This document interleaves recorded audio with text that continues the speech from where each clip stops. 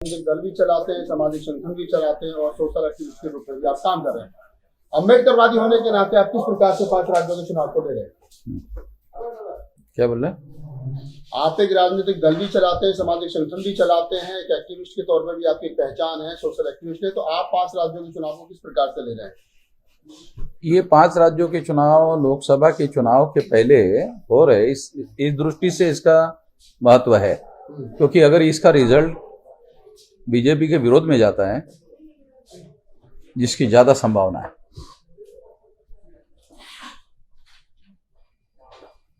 सारे राज्यों में बीजेपी चुनाव हार जाएगी, इसकी ज्यादा से ज्यादा संभावना है। सर, बीजेपी 5 राज्यों में चुनाव अगर हार जाती है, कांग्रेस हार जाती है तो समाज को क्या मिलता है? नहीं, हमें इसमें कोई बेनिफिट नहीं।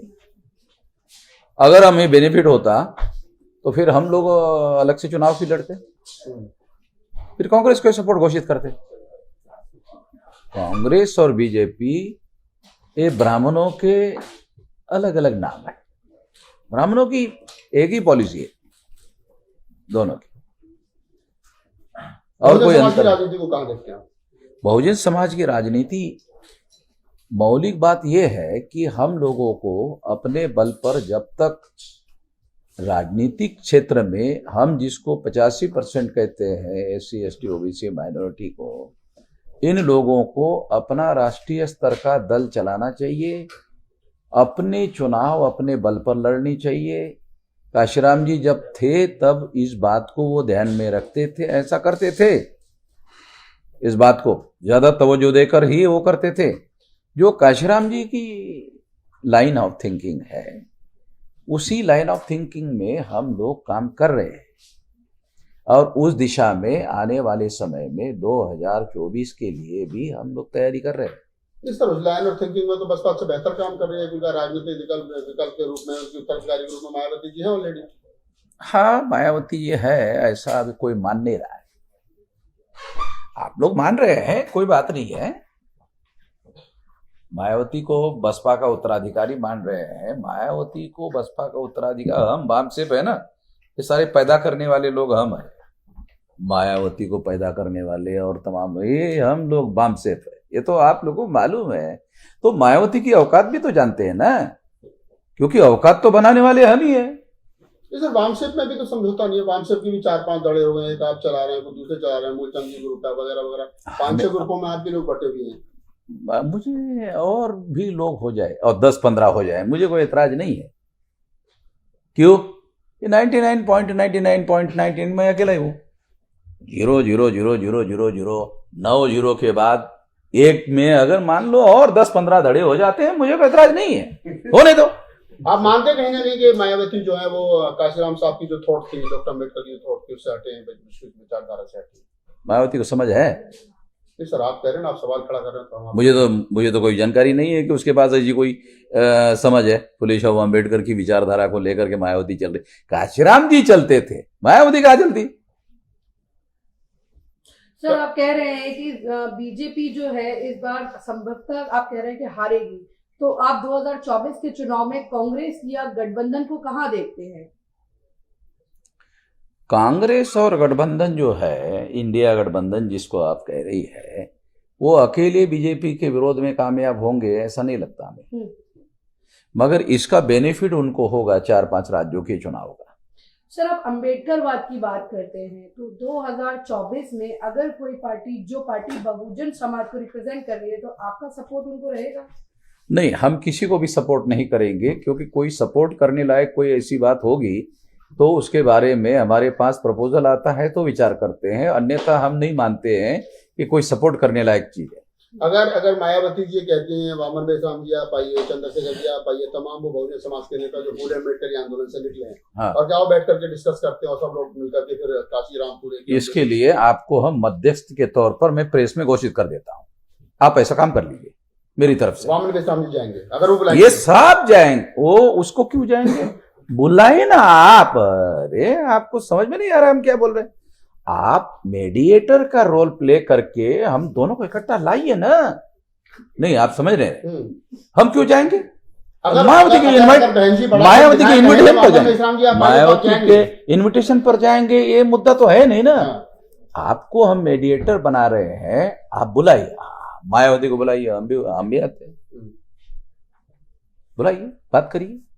सर बात तो वही है ना कि अगर मायावती जी आपको बुलाएंगी तो आप मिलने जाएंगे उनसे? इनको मेडिएटर बना रहे, मेडिएटर ही का काम यही है ना कि आपको मिलवाना दोनों को। हाँ, तो इसीलिए तो हम एडमिट कर दिए ना, मतलब स्वीकार कर लिए कि अगर ये मायावती को लाए और हमें भी बुलाए कि मायावती जी राजी हो गई है, तो हम पहले से राजी है। तो ये मान लिया जाए कि निकट भविष्य में अगर वामन मेश्राम साहब बड़ा दिल दिखाएं, तमाम लोगों को साथ लेकर के चलें, आप जितना बड़ा चाहते हो उतना बड़ा करेंगे, आप थोड़ा सा उसका साइज बना दीजिए अपने हिसाब से, हम उसी साइज में अपने को एडजस्ट कर लेंगे। एक आखिरी सवाल ले लेते हैं सर, आपको लग रहा है कि कितना सवाल पूछिए, कोई बात नहीं। हाँ भाई, एक आखिरी सवाल ले लेते हैं क्योंकि हमने एक लिमिटेशन रखी है। सवाल यही है सर कि क्या अगर आपको लग रहा है कि वर्तमान समय में जो सपना काशीराम ने देखा था, कहा था कि जाओ अपने घरों की दीवारों पर लिख दो यहाँ का हुक्मरान बनना है, वो सपना बिखर रहा है, ये तो बाबा साहब का, बाबा साहब का, काशीराम साहब को, उसी बात को काशीराम साहब ने आगे बढ़ाया हाँ, प्रैक्टिकल रूप से। हाँ, तो आपको लग रहा है कि वो सपना बिखर रहा है, तो वामन मेश्राम साहब क्योंकि बड़ी ताकत है देश के अंदर, बड़ा संगठन आपके पास है, तो आपको पहल करनी चाहिए, उनके विचार को इकट्ठा करना चाहिए, एक आइडियोलॉजी के लोगों को इकट्ठा लाना चाहिए। देखो, अभी हम लोगों ने 31 अक्टूबर को 77 पार्टी के लोगों को, SC ST OBC माइनॉरिटी के लोगों को इकट्ठा किया। 77 जो 28 सितंबर को मीटिंग हुई थी उसमें 32 पार्टी के लोग थे, और 31 अक्टूबर को जो मीटिंग हुई दिल्ली में उसमें 77 पार्टी के लोग थे। अभी हमारी मीटिंग, विधानसभा का चुनाव रिजल्ट आने के 3 तारीख को रिजल्ट आ रहा है, तो हम लोग 10 तारीख के पहले तीसरी मीटिंग घोषित करेंगे। उसमें हो सकते हैं और भी कुछ दल शामिल हो जाए, और ऐसा तीसरा मोर्चा हम गठित कर रहे हैं। उसके 2 पर्याय विकल्प, एक, हम मिनिमम 200 और मैक्सिमम 400 सीटों पर चुनाव लड़ने लायक हो सकते हैं। हमारे पास कोई गठबंधन का प्रस्ताव आता है तो गठबंधन की दिशा में भी हम लोग काम करेंगे, नहीं तो मिनिमम 200 और मैक्सिमम 400 सीटों पर चुनाव लड़ेंगे। तो ये मान लिया जाएगा वामन मेश्राम साहब के नेतृत्व में जो है वो एक तीसरा गठबंधन जो है वो घोषित हो गया को लेकर के बन रहा है। वो राष्ट्रीय परिवर्तन मोर्चा के नाम पर बाकायदा घोषित हो गया है, उसको बढ़ाने में लगे हुए हैं। उसकी तीसरी मीटिंग जो है 10 दिसंबर के पहले होगी। एक सवाल और लेते हैं, आप हमेशा ईवीएम को लेकर के आक्रामक रहते हैं, आपका गठबंधन चाहे वाम से हो, चाहे राजनीतिक दल हो, चाहे आपके और अन्य साथी हो, आपको लगता है कि आप 200 राजनीतिक दलों को, छोटे बड़ों को मिलाकर के 2024 के चुनाव में जाएं और फिर आप हारने के बाद ये कहने लगे कि ईवीएम ने हमारा साथ नहीं दिया? ईवीएम का साथ हम कब मांग रहे हैं? हम मांग रहे हैं कि फ्री, फेयर एंड ट्रांसपेरेंट चुनाव का वादा भारत के संविधान ने किया।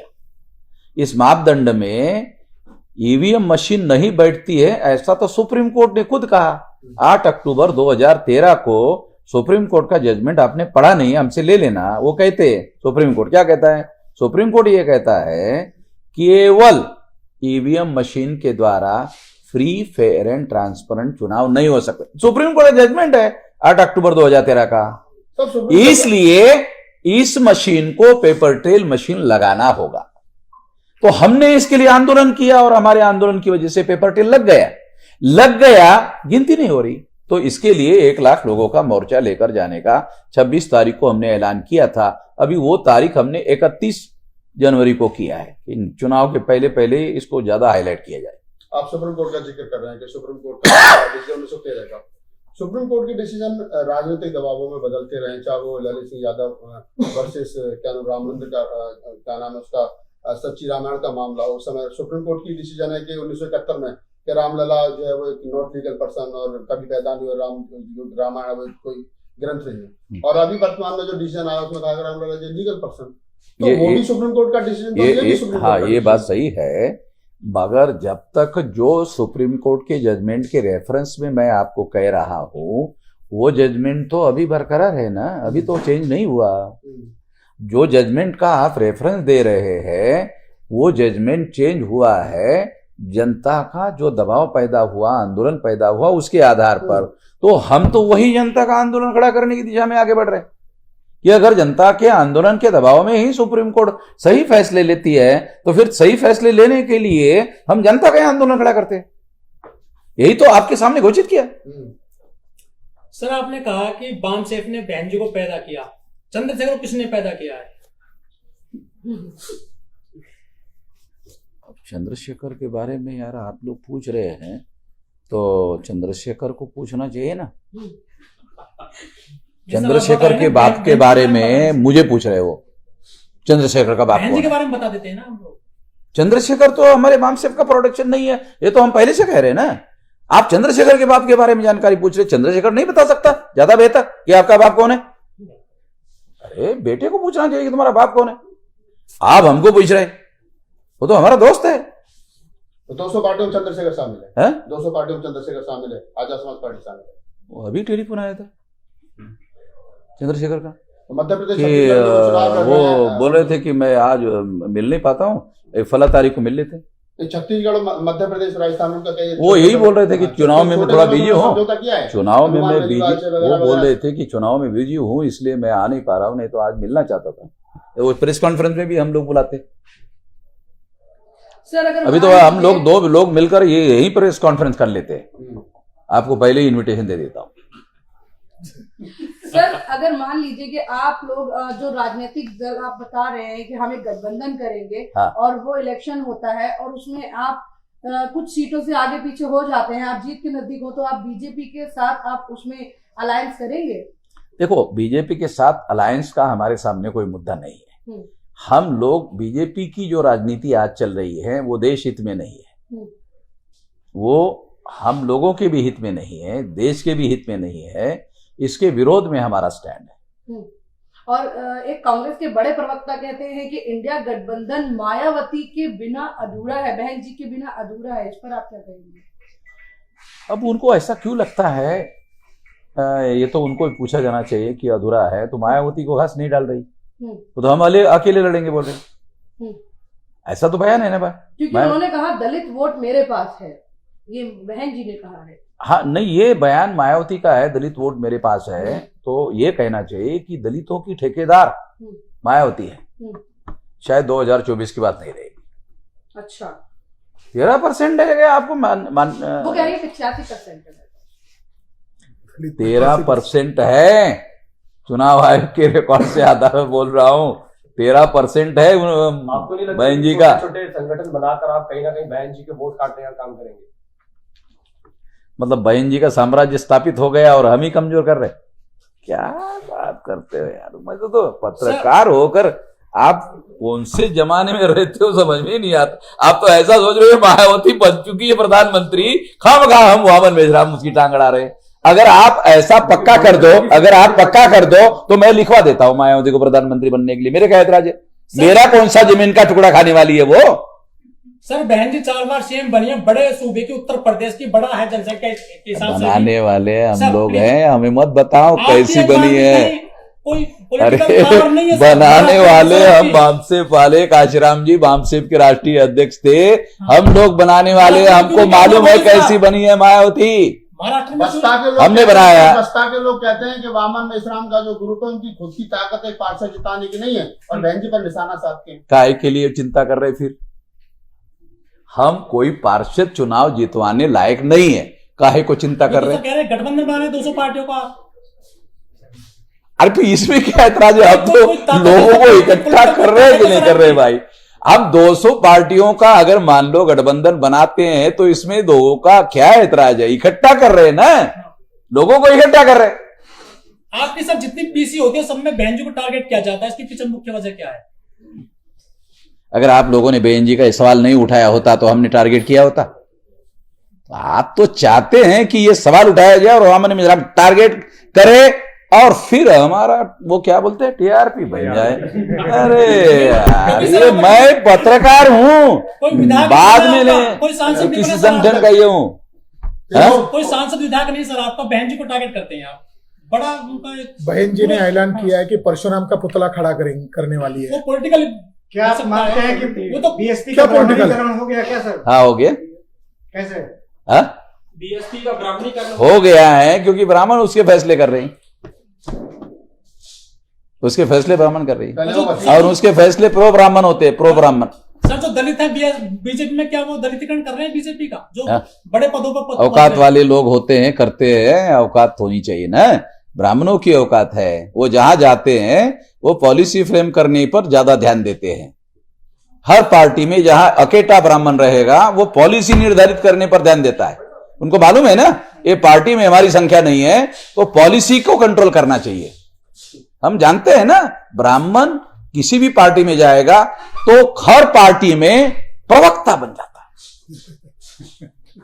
हर जगह मीडिया इंचार्ज बन जाता है। हाँ, मतलब वो ये आप लोगों को यार, सर आप बहुत चल। बड़ा चल, शब्द ओवर। एक सवाल लेना है। हाँ। सर आप बार बार एक शब्द यूज कर रहे हैं, औकात होनी चाहिए, औकात होनी चाहिए, इसका किस संदर्भ में आप बात कर रहे हैं? देखो, औकात का मतलब होता है कि किसी भी विषय पर अगर आपके पास कोई शक्ति है, ताकत है, तो वो शक्ति और ताकत के हिसाब से ही तो बात होगी ना। तो जिस आदमी के पास संगठन शक्ति की औकात होगी, ताकत होगी, शक्ति होगी, उसी हिसाब से उसी लेवल की बात करेगा कि नहीं करेगा।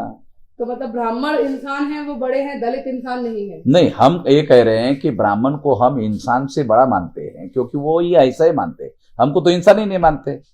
SC ST OBC को उनके सारे धर्मशास्त्रों में इंसान कहाँ मानते हैं? वो नहीं मानते ना। अब ये विषय पर तो सब लिखा हुआ है पुराणों में। Thank you so much. धन्यवाद।